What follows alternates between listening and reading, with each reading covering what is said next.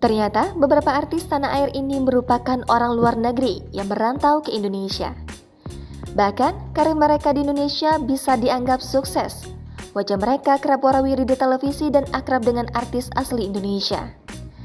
Orang-orang luar negeri yang sukses jadi artis di Indonesia ini berasal dari berbagai negara, misalnya Jepang, Korea Selatan, hingga Australia. Lantas siapa sajakah mereka? Berikut ini informasi selengkapnya. Tyson Lynch.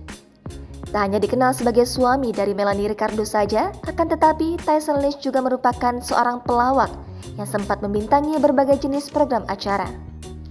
Suami Melanie ini berasal dari negeri kanguru, Australia.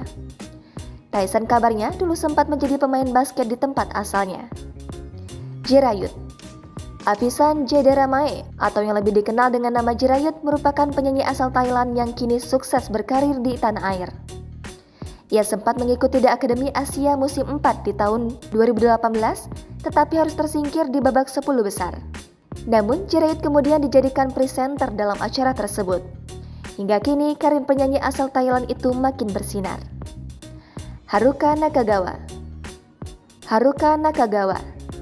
Haruka Nakagawa dulu lebih dikenal sebagai Haruka AKB48. Kala itu, Haruka menjadi salah satu anggota asal Jepang yang ditransfer ke JKT48.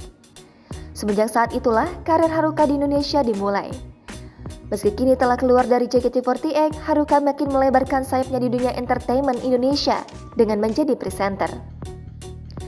Kenta Yamaguchi. Kenta Yamaguchi merupakan pelawak asal Jepang yang kini berkarir di Indonesia. Karirnya di tanah air pun tak bisa dipandang remeh. Kerap kali ia membintangi suatu program acara hingga ditunjuk menjadi presenter dalam acara tersebut.